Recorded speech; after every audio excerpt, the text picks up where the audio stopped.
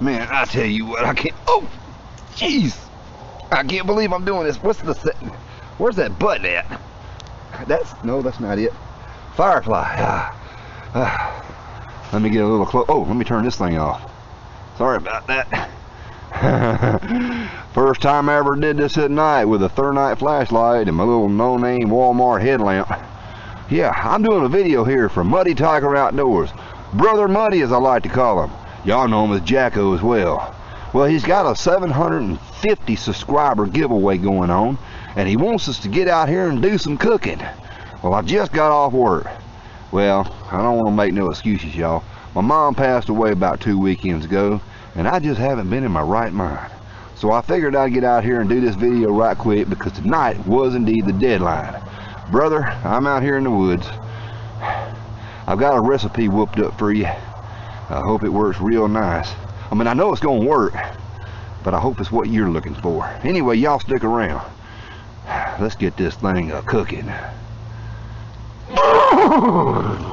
God, it's cold out here. I tell you what, man, the things I do for YouTube, but I got to do this for my brother Jacko. Alright, without further explanation or ado, we've got the IKEA hobo stove here. We got the Trangia sitting at the bottom. We got regular old aluminum tent stakes. I believe they're aluminum. And we've got some yellow ball of heat in there heating this thing up. We've got the Stanley Adventure Camp cook set with my improvised lid. Taking it off. Got just a dab of water in there so I can keep on rocking and rolling. Alright, brother. I got just a little over a dab of ground beef. This is a ½ pound. This is a little extra. And we're going to put this ground beef right inside that little piece of water there. And we're going to brown this ground beef. Since I got it going like that right there, we're going to leave it just like that. Now I've got a full pound of ground beef. The ingredients I got here happens to be for 1 full pound. Stanley, as much as I love the Stanley Adventure Camp cook set, it just does not have a large capacity to feed, you know, several folks out there. Now, to be honest, I came up with this recipe here thinking about you out there doing your outdoor hiking and camping there, brother. And that's to anybody else out there. Gonna stir it around, kind of moosh it around a little bit. Now, the only thing, I'm using the Donnie Pavellini Outdoors hand carved wooden spoon that he gave me. I love this wooden spoon. So do the folks at the house. They use it all the time for Kool-Aid and everything else for some reason, I'll tell you.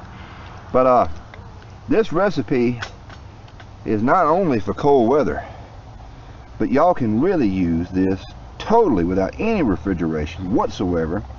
And this should be ooh, look at that thing sizzling. I'm going to have to put that simmer ring on there, as long as I'm careful with it. Dehydrated ground beef. Let's pretend this is dehydrated. I don't got none, so I'm using fresh ground beef. This is not chuck. This is actual ground beef. Give it another stir. Righto, ground beef is all nice and browned, and it's got the good grease in there, and it's got some ground beef grease and some water, and we don't need none of that right there. Like I say, if this was dehydrated, oh, by the way, I went in and put that simmer ring on there for this next process right here. Going to drain this water here out right quick like. I don't like draining right here in the immediate area that I'm cooking, but for demonstration purposes. Y'all see that? I hope you can. How come everybody on YouTube always says, can y'all see that?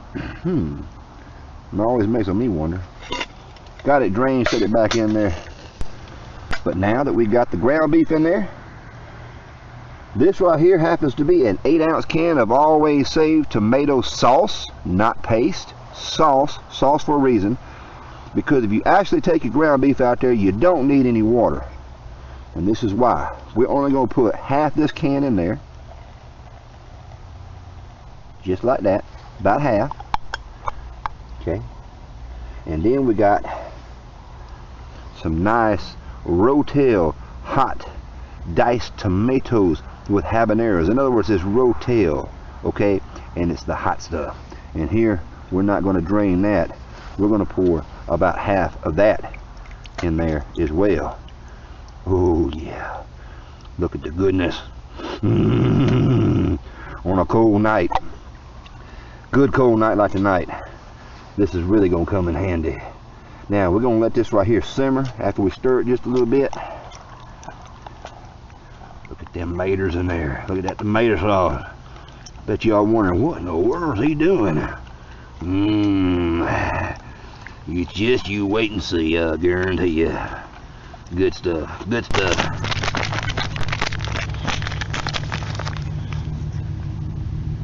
Sloppy Joe seasoning. That's right, the gig is up. Oh, Sloppy Joes on a cold, cold night, especially when it's spicy hot. Okay, do not need the whole package because I'm only cooking half. In other words, 1 or 2 servings. Only going to put about half of that in there. No need to pre-measure nothing, y'all. Don't be wimpy, just add it. Give this right here a stir. Now you may be wondering, I'm going to go and say it right now. You may be wondering, well, you're taking them dadgum heavy cans out there. Well, y'all, this is my thought. This has been my practice my whole life. If you're going to be taking water out there with you to cook with, why not go ahead and take the full can that's already got the liquid in it? Yes, the can itself is extra weight. I understand that. Believe me, I do. For those of you who are hikers, this may be totally out of the question. But not everything you eat's got to be rehydrated, and you don't have to depend on trying to find your sources of water out there and filter the water somehow or another for your cooking. Now, I don't own one of those Sawyer water filters. I'd love to have one, but I don't have one yet. I'm one of them budget kind of people, you can tell, right? So this right here is the way that I do my cookings when I'm out there in the sticks. Now I'm just going to let this cook a little bit longer to kind of melt all the flavors together, and I got one more ingredient to put in here, just one more, and that's coming up next. Alrighty. The flame has went out, and now here's the final ingredient. I had to change the direction here. This is that packaged cheese that you get in one of them dollar boxes of macaroni and cheese. It's very similar to Velveeta. It's a liquid, not a powder. I much prefer the cream stuff over the powder stuff any day of the week. And I'm only going to add about a half of this in there. Try to get it where the camera can see it real good. Alright, watch it glop in there. Look at that.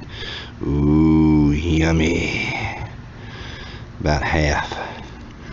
You could use that powder stuff if you want to. That's up to you. The flame has went out, so all we get to do now is give it the stir and mix that cheese up in there with it.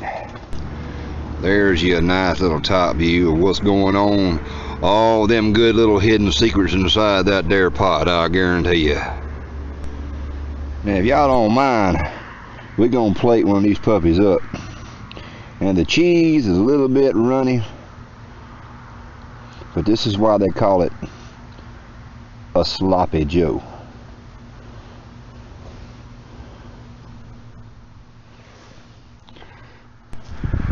Well, I don't know if I'm in frame or not, but I sure hope I am. Here we go right here, Brother Muddy. The steam is still coming. Oh man, that is cheese delicious.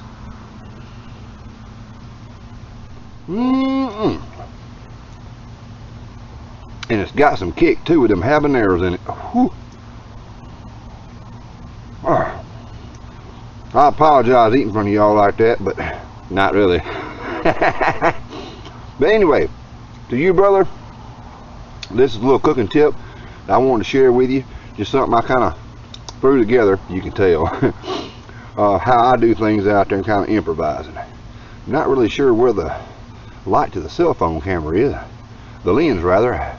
That third night's just blinding the heck out of me.